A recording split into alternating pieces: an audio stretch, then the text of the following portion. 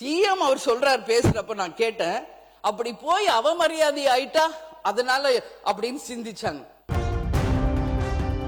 உங்களுக்கு ஒரு தலைகுனிவு வரை இந்த தமிழ்நாடு பொறுத்துக்குமா?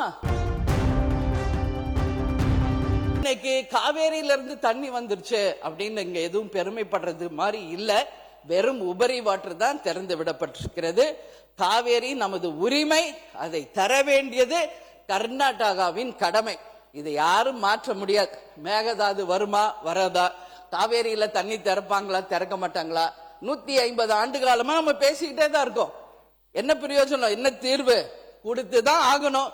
நீங்க அமைச்சர் அவர்களும் சரி, முதல்வரும் சரி, ஸ்ட்ராங் டிசிஷன் எடுங்க. ஒட்டுமொத்த எதிர்கட்சிகளும் தமிழ்நாடு மக்களும் உங்க பின்னாடி நிப்பாங்க. விவசாயிகளுக்காக, நிச்சயமாக தமிழ்நாட்டு பிரச்சனைக்காக. இதுல எந்த மாற்று கருத்தும் கிடையாது. So take strong decision. Mekedatu அணை கட்டக்கூடாது. காவேரியில எங்களுக்கான உரிமை தந்துதான் ஆகணும். இல்லைன்னா அது எப்படின்றது நம்ம எல்லாரும் சேர்ந்து பார்ப்போம். நான் தான் சொன்ன முதல்வர் கர்நாடகா போகணும்.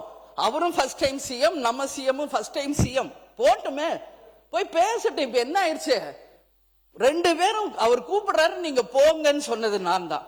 பட் இப்போ என்னவோ அவங்க வர வேணான்ட்டாரு. ரைட், போல. நான் என்ன சொல்றேன், ஏன் போக கூடாதுன்றீங்க? எல்லாம் போங்க. யாருக்காக போறாங்க? நம்ம மக்களுக்காக, நம்ம விவசாயிகளுக்காக போறாங்க. போனோம், போய் பேசினாதான் ஒரு தீர்வு வரும். நான் கூப்பிட்டு வரலன்னு அவர் ஈஸியா சொல்லியிருப்பார். பட் அதுவே அவர் முன்னாடி சொல்லிட்டார் வர வேணாம். இதைத்தான் நான் இன்னைக்கு ஒகேனக்கல்ல கூட நான் பேசினேன். ஓகே, உங்க ஊர்ல சிச்சுவேஷன் சரியில்லை.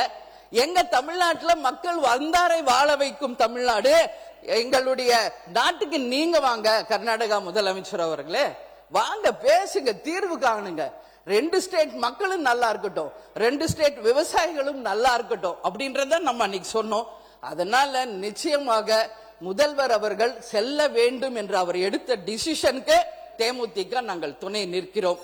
அதே போல இன்றைக்கு ஒரே நிமிஷம், சாரி பேரவை தலைவர் அவர்களே, ஒரே நிமிஷம். நான் என்ன சொல்றேன், அவர் சிஎம் போகணும்னு நினைச்சார். பட் இப்ப அது முடியல.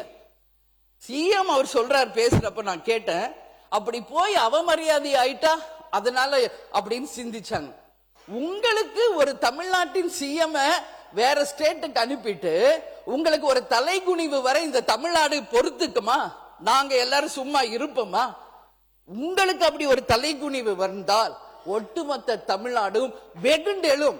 எங்கள் முதல்வரை அவமதிப்பதற்கு எந்த அதிகாரமும் கர்நாடகாவுக்கு இல்லை என்று.